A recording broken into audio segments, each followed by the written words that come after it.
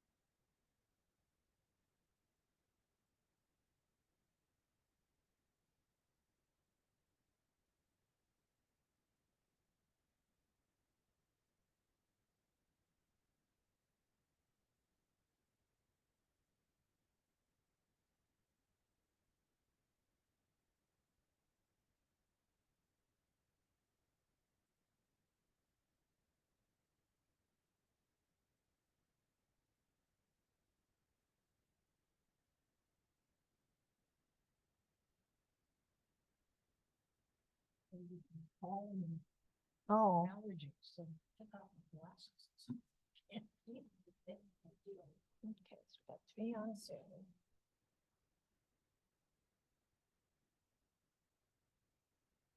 About ready to get started, Sheila? 1, 2.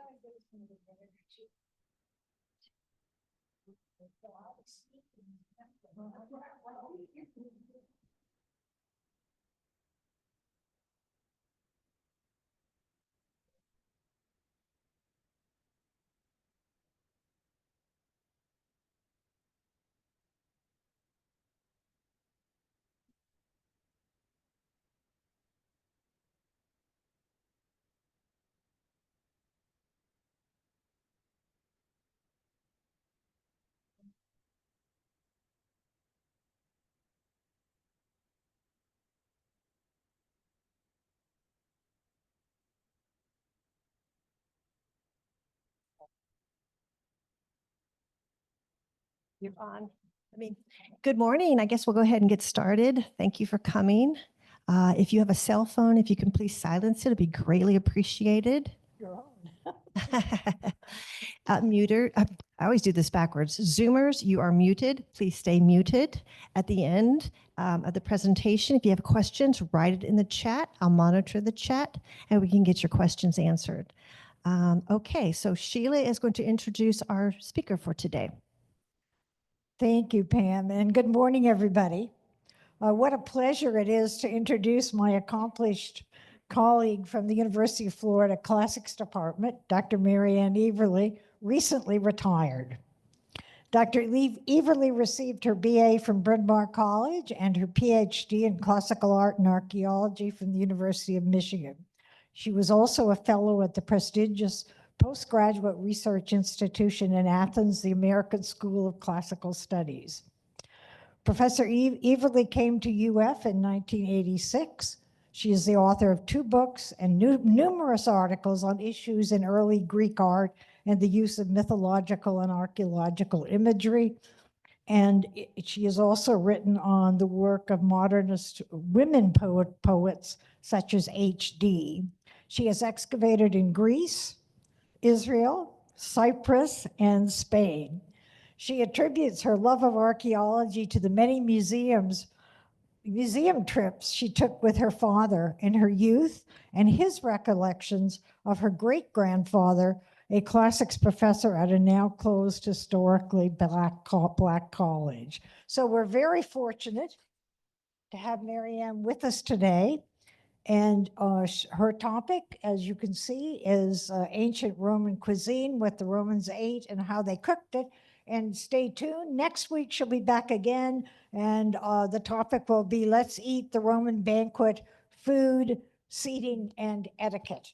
And I also, a couple of minutes ago, forgot to mention that she's the winner of several university teaching awards, and deservedly so. Students find her presentations lively and insightful, and her student evaluations describe her as amazing, awesome, and the best. I would have given my eye teeth to have evaluations that said that. They also mentioned she is sometimes known to sing in class. So I don't know whether she's going to sing today or not, but here she is.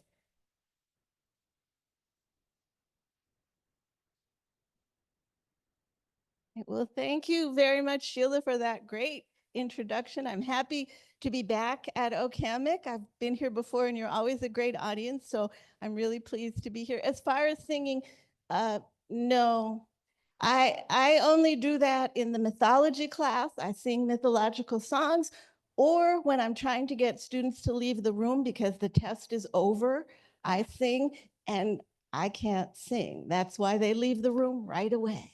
Okay, so today I'm going to explore some aspects of ancient Roman cuisine.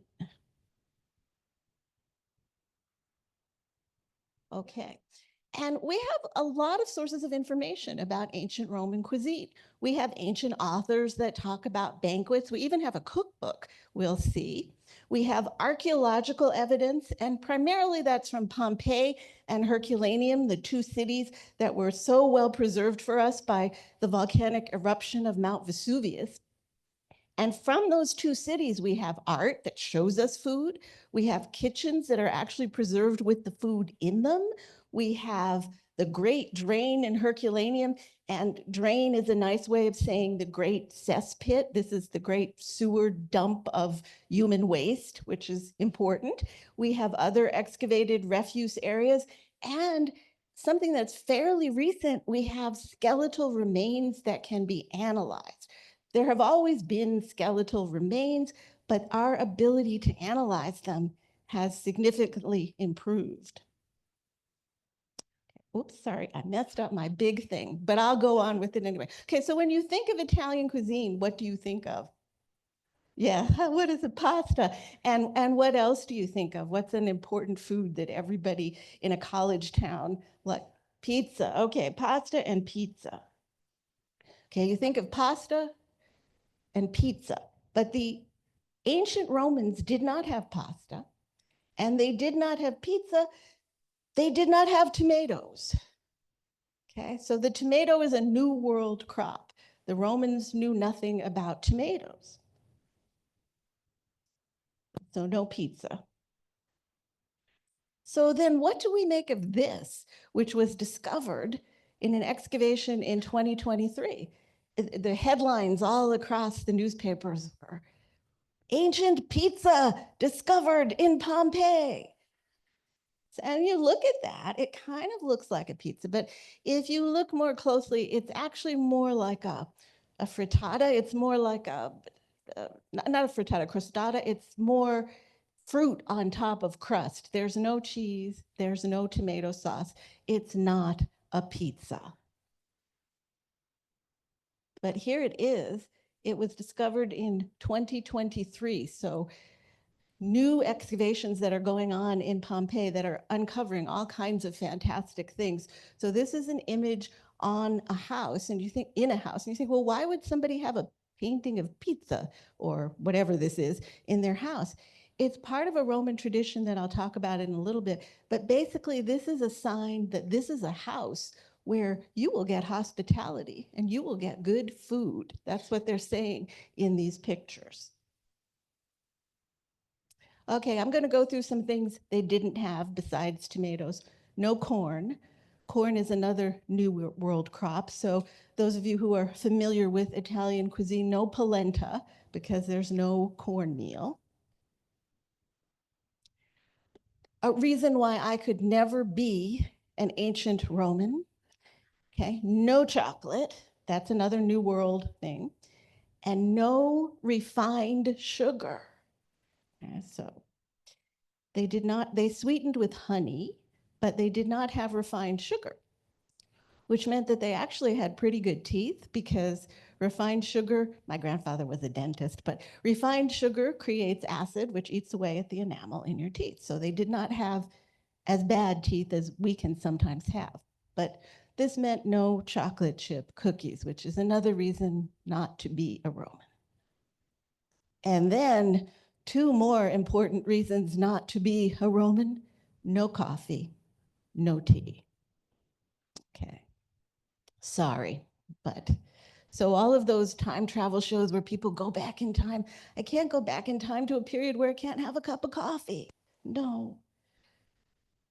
But they did, of course, have bread. And this is actually a loaf of bread from Pompeii.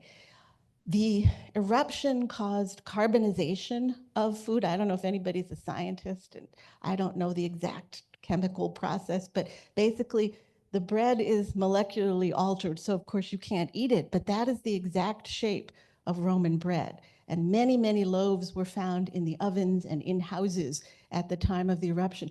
And can you see on the side of this loaf on the top, there's some kind of writing? Can you just make that out? That is actually the person who made it, stamped it. He said, this was made by the slave of so-and-so, and he gives his name, his slave name too. So he's very proud of the fact that he made this loaf of bread. What you see in the picture is a politician giving out bread to people.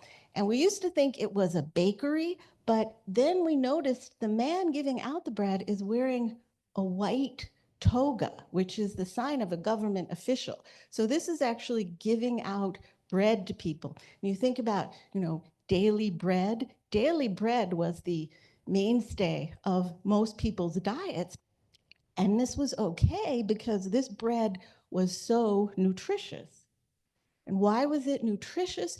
It was nutritious because of the way they ground the flour.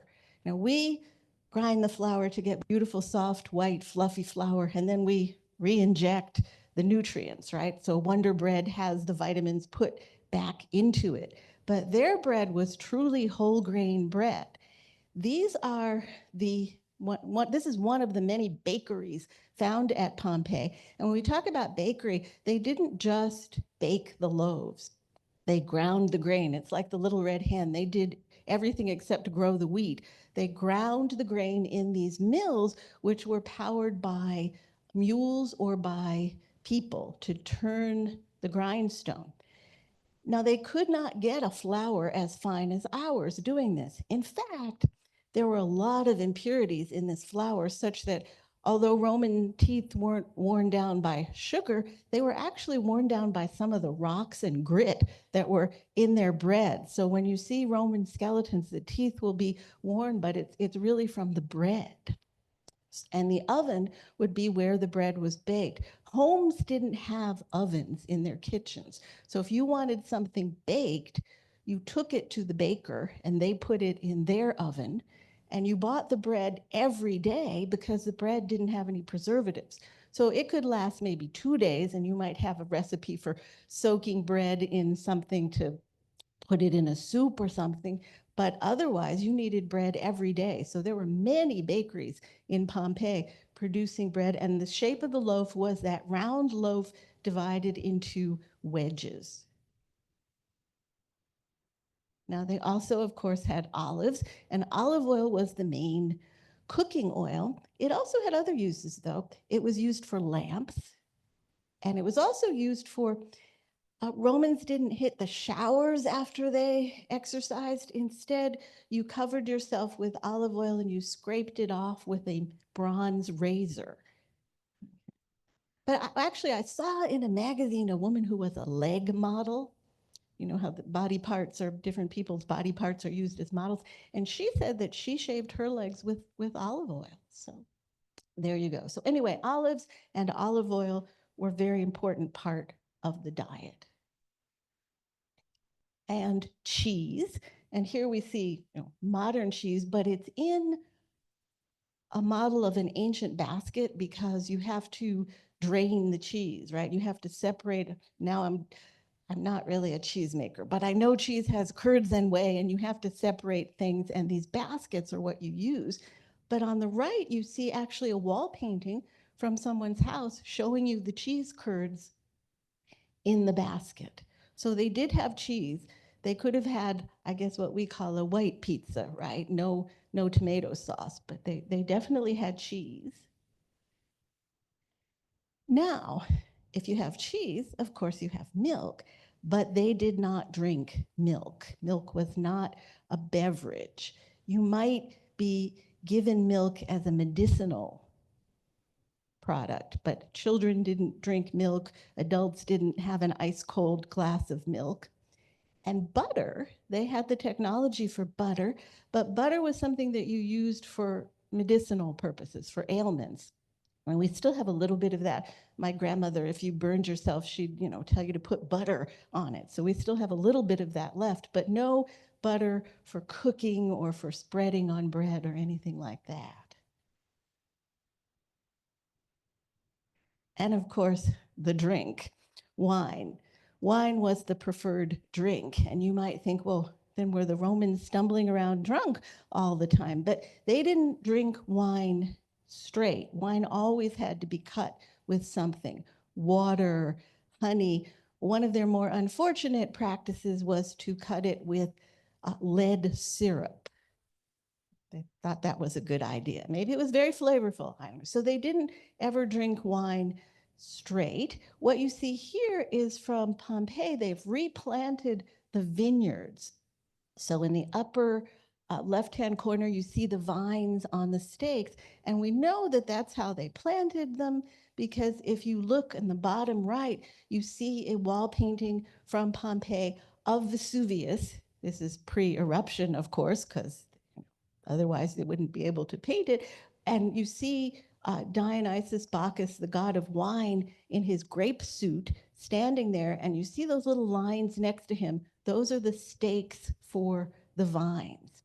And what you see in the upper right-hand corner is how you stored wine, not in glass bottles, but in large terracotta amphorae, storage vessels that were easy to transport. And you see they have a little leg, you could stick it in the ground as well. So this is how they stored wine and also stored olive oil. On the handle, they would have the name of where this wine was produced. So we can trace the wine trade by these handles. And the names you see at the bottom, Hokonii, Eumakii, these are big wine families in Pompeii that we can trace. And the areas where the wine was exported, Spain, Italy, Gaul, Switzerland, Germany, England, Tunisia, wine that was made in the Pompeii area. All right, meat. They had meat. And now I'm going to show you images of animals, and I'm not a vegetarian, but I did pick some sort of heart-tugging images of animals, I admit. Here's a nice cow, and of course they had beef, although they didn't have the huge cattle industry that we have because they just didn't have the grazing area for as much cattle as we do. Yeah, I know. Isn't he cute? I can't help it. Pork was a very important meat because pigs are pretty easy to take care of in the sense of what you can feed them and all of the parts of the pig that you can use to eat. And of course, you can also make sausage out of pork. So they had sausage, they had all the various cuts of the pig. And here is actually a household shrine from someone's house. And can you see in the upper right-hand corner, there's a pig head, there's a ham, there's some strips of bacon. So yeah, and then what you see on the right is actually a pig who didn't make it out of Pompeii. And this is not a reconstruction of a pig. The skeletons were The pigs, the people, they died and they were coated with the ash from the volcano. That ash created a kind of mold inside. Organisms ate the flesh, and all that's left is the bone in there. But when they were excavating in the 19th century, they discovered that if they poured plaster into these cavities, they could actually recover the people and the animals. So this is an actual pig. His bones are in there, who died in the eruption.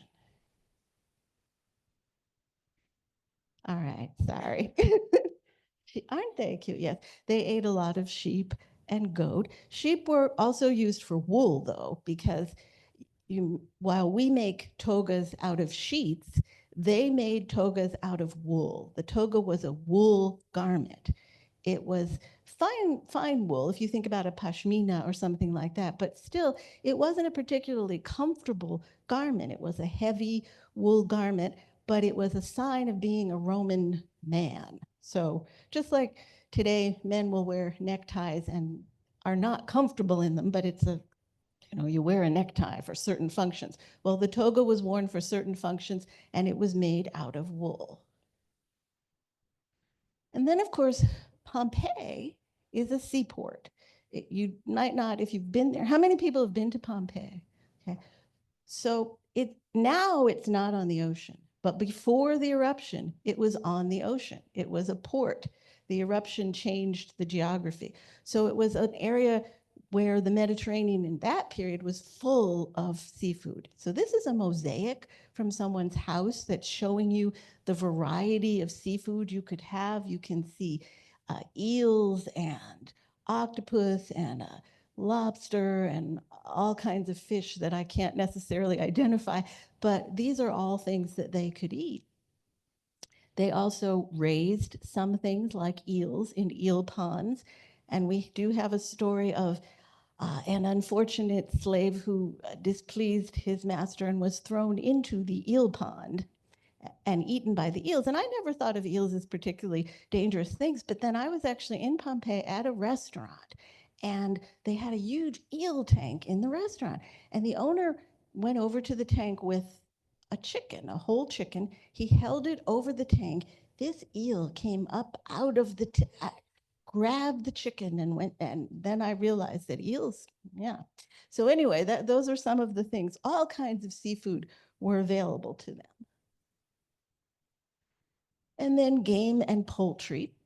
And this is one of those paintings I talked about from someone's house. You see this hare, and this is not a picture of everybody's favorite pet bunny, Fluffy. This is a hare that's being fattened up because he's going to end up, like you can see the birds hanging there. He's going to end up being dinner. So that was among the things. You're saying, is that a tomato? No, it's not a tomato. Trust me, that's not a tomato. It's probably maybe a pomegranate or something like that. So these pictures were called zinnia, and they represented the concept of hospitality. If you come into this house, we are a house that has bounty. We are a house that welcomes people. We have all kinds of food. So here you see, we saw the bunny, and here's a house where they're also showing you all the seafood that you can get if you come to this house. Okay, now, does anyone know what this is? I'm just going to ask you. Looks like a colander, doesn't it? Okay. And for a long, long time, archaeologists just didn't know what this was. This is some kind of drainage pot. They found a lot of these in excavations, and you can see the reconstruction drawing of what they look like. They have holes in them, and they have kind of little rings inside them. They're made out of clay. What could these be used for? And all kinds of ideas were put forth. Well, then I'll just show you this cute little animal for a minute. This is a dormouse, okay? And then this is what a Roman writer told us. Dormice are fattened up in jars, which a lot of people even keep inside their houses. The potters make them in a special shape. They make runs in their sides and a basin for holding food. Into this jar, you put acorns or walnuts or chestnuts. When the lid is fitted, the animals grow fat in the dark. I know, but there it is, the dormouse. So this was a popular dish, the dormouse. People kept them in the jars in their house, fattened them up, and then ate them. They're not that I've eaten one, they're not particularly meaty, but they're the kind of animal that you can stuff, like a goose, for example, is, there's not a lot of meat on a goose, but there's a big cavity that you can stuff. So stuffed dormice was a thing. I know. Now, we used to think that meat, like cow, ox, sheep, that meat was a rare part of the Roman diet, and that the Romans only got meat at sacrifices. Sacrifices to the gods were usually done by killing animals and offering basically the smoke and the inedible parts to the gods, and the good stuff went to the people at the sacrifice who ate that. And we used to think that that was where the Romans got meat, that they had a diet that didn't have much meat in it, but these special occasions provided it. And so here you see a particular type of sacrifice. It's called a suo vetorilia because it's a pig, sheep, bull sacrifice. And this is, in fact, one of the Roman emperors conducting the sacrifice. And you see the three animals sacrifice. The animals were supposed to be happy about it, or it was a bad omen. So you see these animals looking like, hey, yeah, this is good. The animal needed to be happy. The animal shouldn't balk. And there were a whole lot of procedures you had to go through. But basically, after the sacrifice was done, it was a big barbecue for everyone. So we thought, okay, this is the primary source of meat in the Roman diet. But then they started excavating in Pompeii and looking at things that were not usually looked at earlier. Pompeii's been excavated since the 18th century, and in the early days, as you might expect, people were just so excited by the paintings and any jewelry that they found and all these kinds of artifacts, and they didn't have the technology to analyze other kinds of things. But now we do have the technology, and so instead of, grabbing a painting, you're looking at the dirt. What's in the dirt? And so at a particular house called the House of the Vestals, these names have nothing to do with the original owners of the house. We don't know who owned the houses in Pompeii. The names were given, most of them in the 18th, 19th century, based on something that was found in the house. So there was an image of Vestals found in this house. No Vestals probably lived here. But what they discovered was, amongst these bones, that there was a lot more meat than they had thought. This is just a regular house. This is not a religious house. This has nothing to do with sacrifices. And so we began to understand that the diet was a lot richer in meat than we had originally thought. So this is the good thing about the new technology, looking at things that weren't looked at previously. And they also had vegetables, things like turnips, carrots, those kinds of things. And they were in the paintings too. You want people to know, they come to your house, they can get vegetables too. Fruit, here's a basket of figs. You come to this house, you can get fresh figs. So, hey. And eggs. And here on the right are actual eggs from Pompeii. Again, the nature of the eruption preserved things like this. So you see a picture where you see game birds and eggs in a bowl, and then actually from Pompeii, you have eggs in a bowl.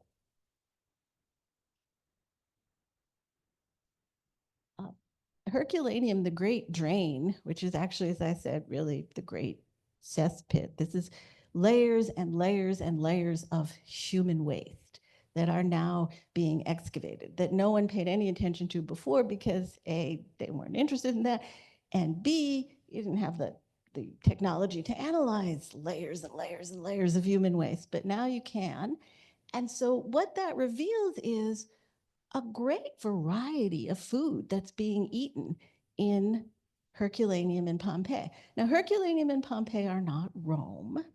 They are port cities. They are cities that have farmland around them, so they have a variety of options available to them. It would not have been the same in Rome, but still in these towns, the variety of food that you find, all of these vegetables, seafood, meat, various seasonings, fruit, and this is not a drain that served a super wealthy family. This is kind of a middle wealth, family, average kind of family, and yet they had this variety available to them, all of which we can analyze from their waste.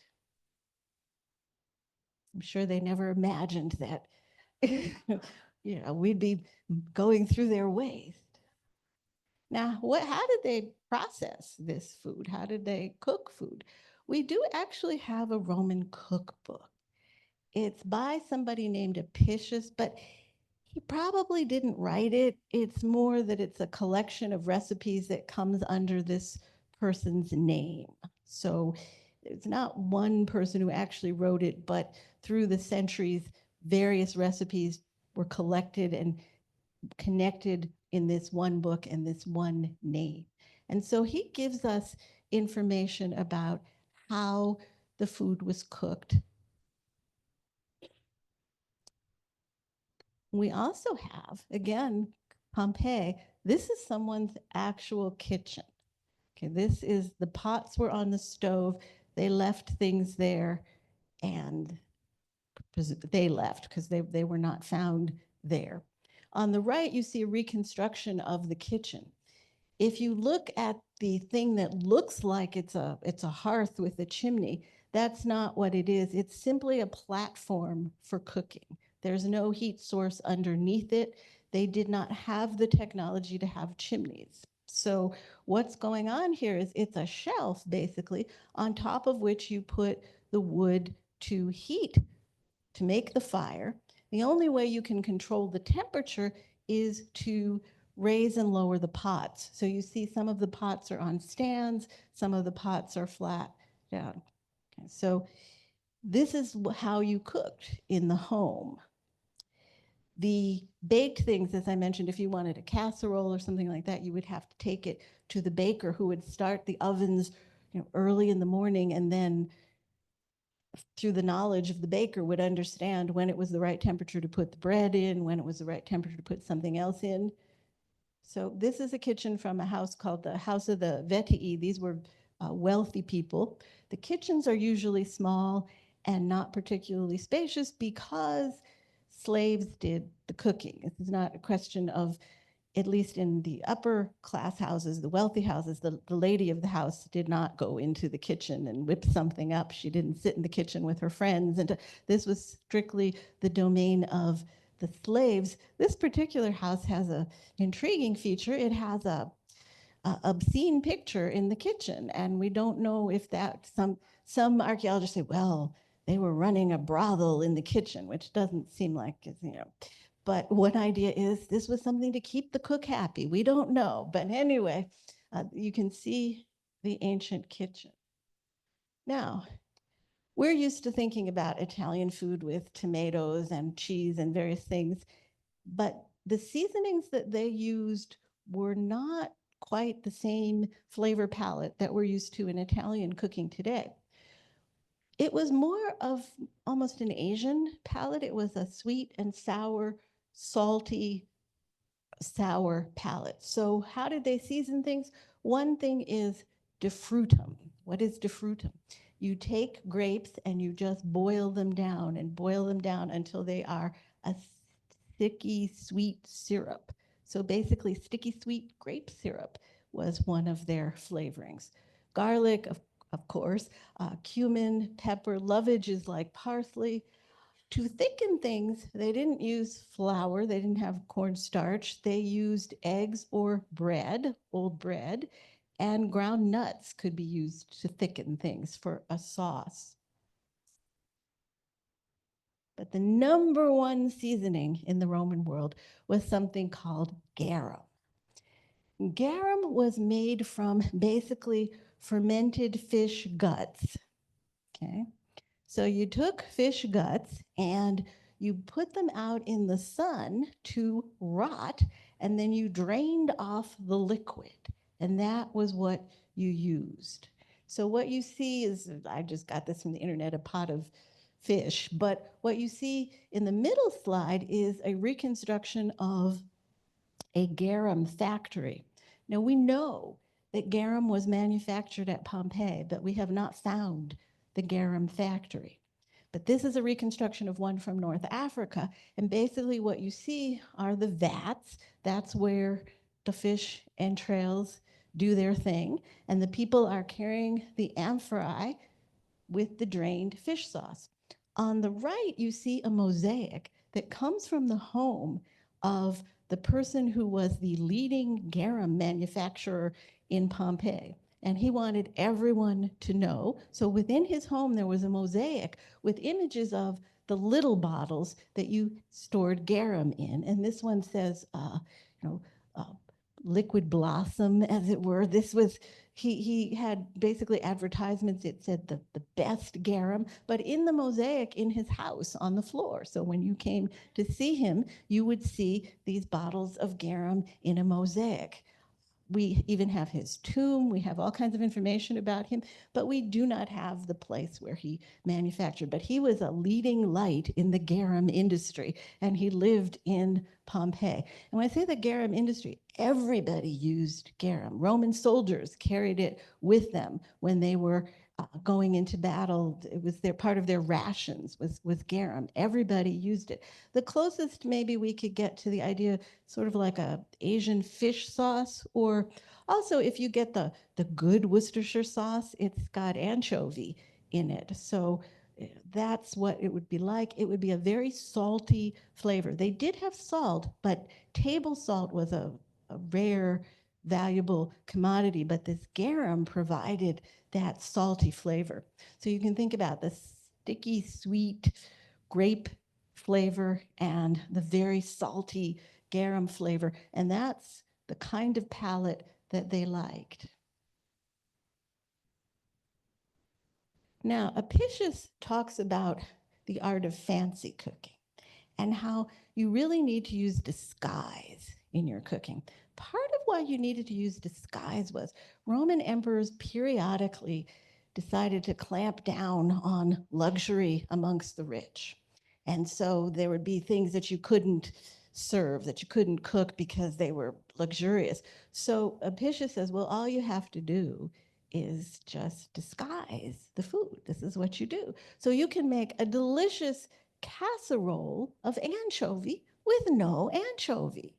All you need is fish and sea nettles and eggs. And you serve that, and everybody will say, oh, anchovies, right? It's like, the Ritz mock apple pie that was so popular. Yeah, although now Ritz crackers cost so much more than apples, I think, you could, but anyway.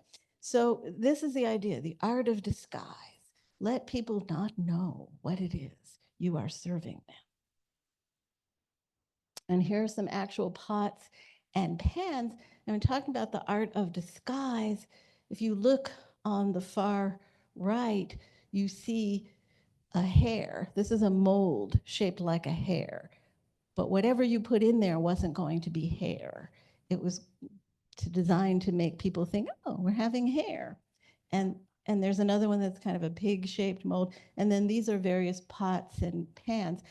Basically, the pot and pan repertoire has not changed since ancient times. You can recognize these kinds of cooking utensils. So those kinds of things hadn't changed. They could also grill things, of course, on a grill outside. But the kitchen was a dark, smoky, unpleasant place where there was always the danger of fire. So it was kind of off to the side of the house. You didn't, our houses now revolve around the kitchen, right? You want an open plan house with the kitchen where everybody can come in. And although I don't, because I am such a messy cook, that I like that my kitchen has a door so that when people come into my house, they don't have to know what's going on.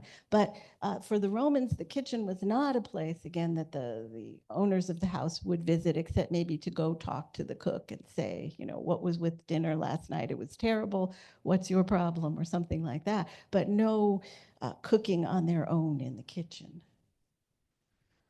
And here are just an example of some of the recipes that Apicius gives us. Sea urchins baked with bay leaf, honey, garum, and eggs sprinkled with pepper. So you see, that's a sweet, salty combination. Cabbage boiled with pepper, the ever-present garum, coriander, and sprinkled with pine nuts and raisins. Yeah, maybe. Okay. Dormice stuffed with ground pork, dormouse meat, pepper, pine nuts, and garum roasted in a pot. Yes. So suddenly you're thinking no coffee, no chocolate, no sugar, but dormice. Okay. Yeah. All right. So these are some of the recipes. So you see, it's not exactly modern Italian cooking at all. Now, when did they eat? You know, they had basically 3 meals: breakfast, lunch, and dinner. But the big meal was actually dinner. They didn't do much during the day. So you might get up and have some bread. And again, this bread is very nutritious, so that's fine. Lunch, maybe you have some fruit or some cheese or something that's left over from the night before's dinner that, you know, is okay. And then for dinner, you'd concentrate your efforts on that. But there is another part of eating that happens during the day. I mean, you're out and about, you're doing things, you get hungry. You can go to the snack bar. Or that's what we call them. There are about 150 of them in Pompeii, which is not a very big town, maybe maximum population of 20,000 people, but there were 150 of these basically corner snack bars. And here you see one. It has a counter and it has pots that are sunken into the counter. So there's a lot of archaeological debate about what they sold at these places. We hear legislation from Roman emperors that say hot food is not to be sold at these places. So we assumed that what's in the pots is stuff like maybe nuts or olives or figs or cheese, eggs or something that you can get on the go. In the back, there is wine, and there are big amphorae found in many of these. And so you could go in the back and have a drink of wine. You could probably get a drink of wine at the counter. You could grab food to go. You could go inside. There are a few tables inside, but these were usually in busy areas where there's a lot of traffic. And so granted, now it's a long time ago, but when I was an undergraduate, they would talk about the fact that probably they just sold grain and other things out of these storage containers. And one of the problems for us in the modern world with these storage containers is these holes. You can't get the pots out of them to clean them. So this deeply troubled people in the modern world. How can you eat? You couldn't possibly have anything but nuts and grain in there if you can't clean it, right? Recent excavations uncovered this snack bar in Pompeii, which is really quite spectacular, isn't it? If you look at the painting on this snack bar, and there's the counter, and you can't get those jars out either. But we now have modern technology, right? We have modern ability to analyze things.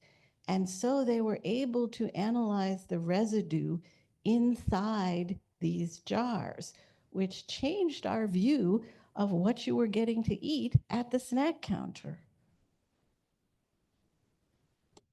Okay, so what they found was their duck bone, pig, goat, fish, snail shells, all kinds of things. And so despite our squeamishness about the fact that you can't clean these things by taking them out, they had all kinds of hot foods and foods in there that we would expect you needed to sterilize the jars after you. They didn't do that. And you might think, well, you know, didn't they worry about stuff like that? They didn't. And you might also think, well, I know they were very clean because the Romans bathed in the evening. But the thing about Roman baths is if you look at them, The water flows into the pools that you bathe in, but the water does not really flow out on a regular basis. And they did not have chlorine. They did not. So these were not the most sanitary of baths either, although they were getting clean. And in fact, one Roman doctor recommends very strongly that you not go to the baths if you have any kind of cut, because you're going to end up with a serious problem if you do that. So anyway, they were not worried about what was in those jars having bacteria or, needing to clean things. So this is something that very recent excavation, this is about 2023, has shown us and changed our view about what the Romans ate. So this is what basically kind of everyday basic food. But of course, you're all thinking, didn't they eat lark's tongues and flamingo cheeks and all kinds of things?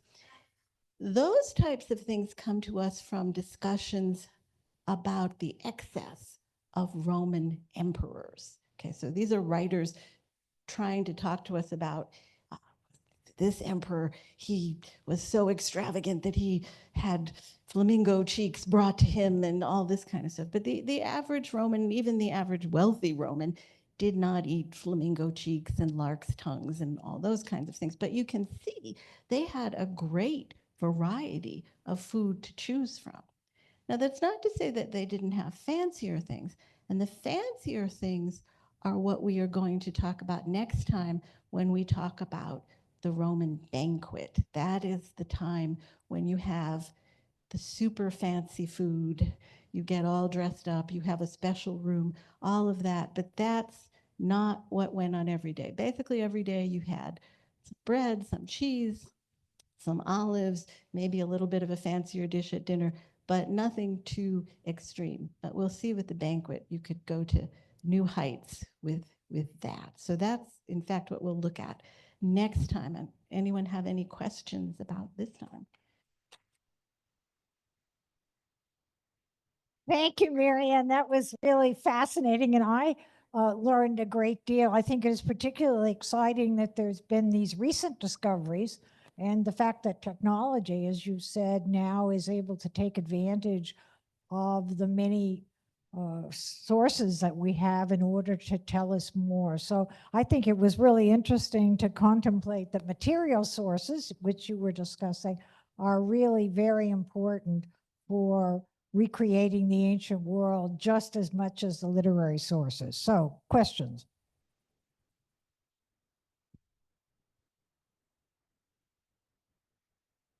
I was fascinated by the pictures of food that you showed that would be on people's houses. But were there restaurants that would have had, restaurants like we have today, or? Mostly, there were the snack bars, and then there were the straight out bars.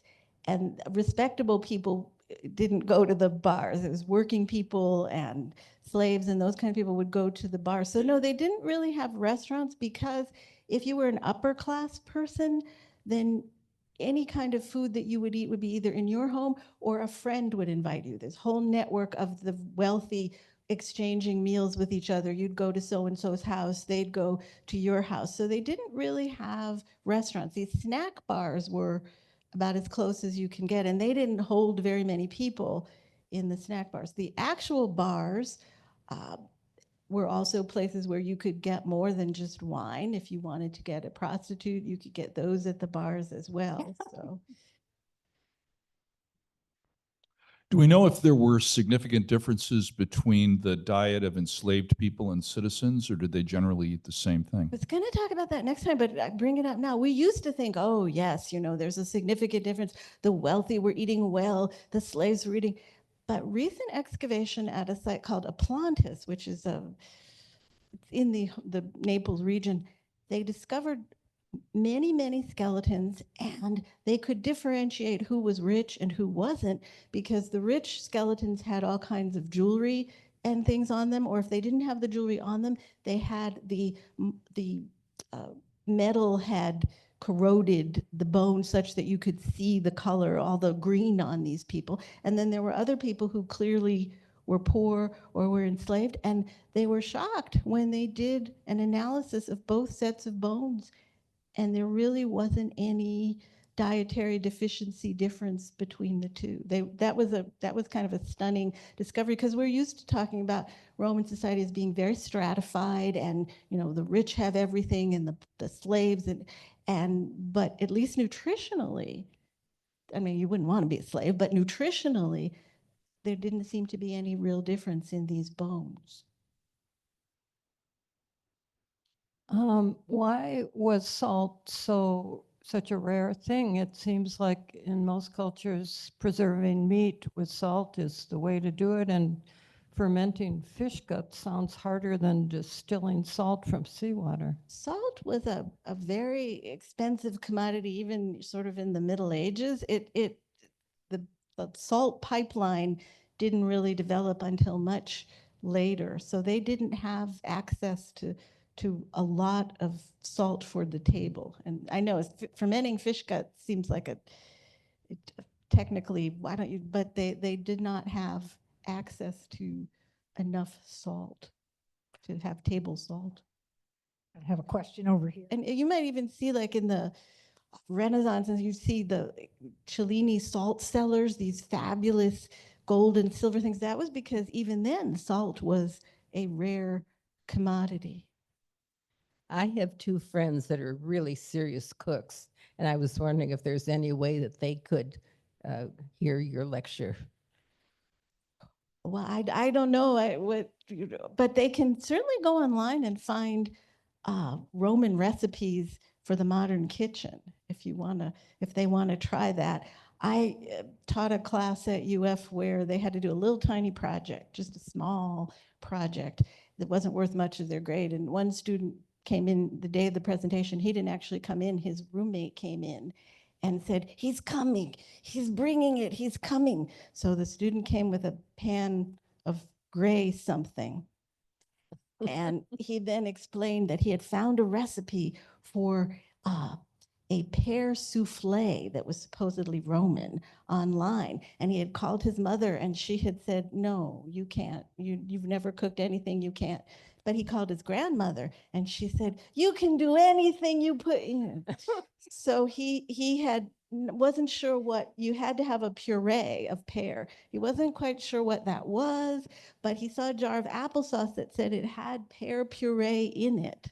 So he bought that, and he ended up with his gray sludge. But anyway, so there are ways that you can go online and find some of these recipes that you can do in the modern kitchen, but most of them are not really to modern tastes.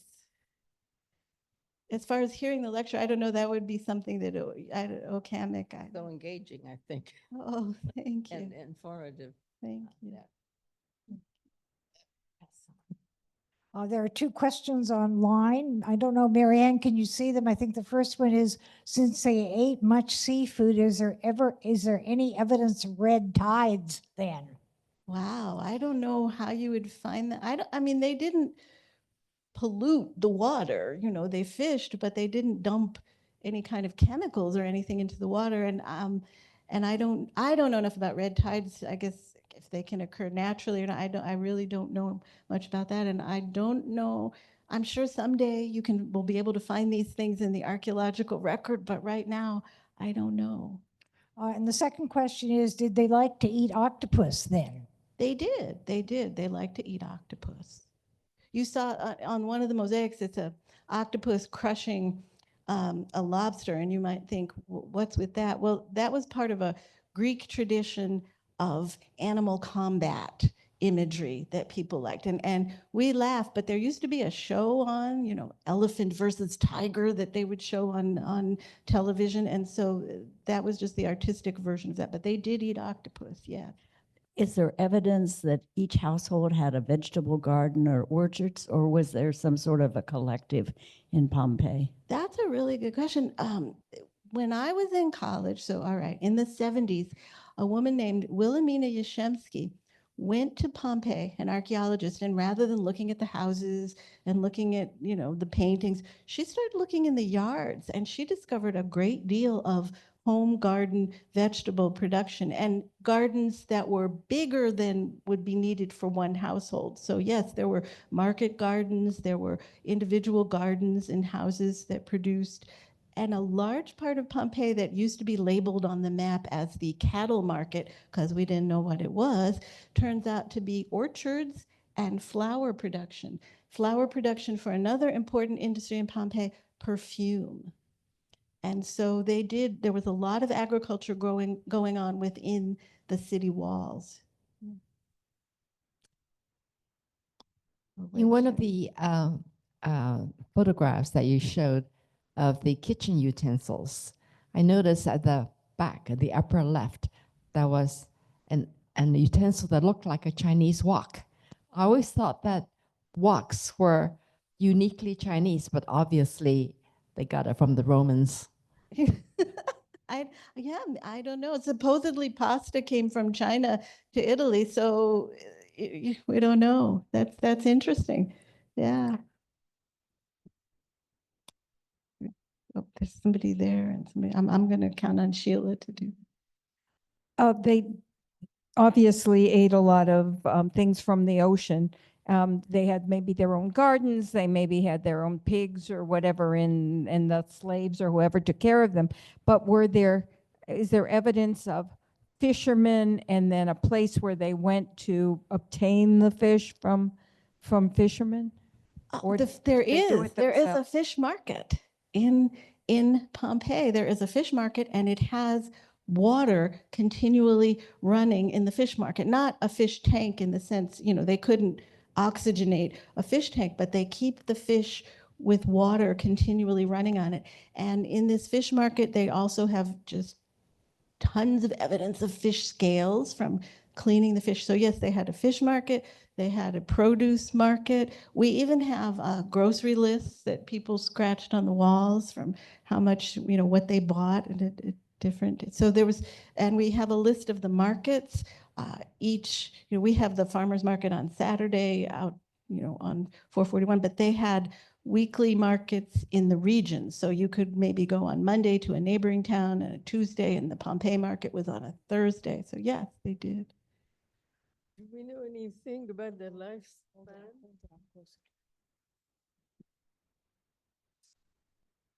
Do we know anything about their lifespan? How old they were If you got past because it was so childhood, you could live a fairly good life. It was the problem was sort of 0 to 10, where if you could get past that, then everything could be okay. People could live to be 70, 80, but 0 to 10 was a tough one. That was hard, and a lot of women died in childbirth because it was. I'm going to take one more question, and then I know that Mary Ann will stay around for a while afterwards, so please feel free to go and chat with her with your questions. My question was about the lifespan. Okay, very good. Well, thanks an awful lot, Mary Ann. It was, thank you. Really intriguing to take a look at Roman food. Thank you. Look forward to next week.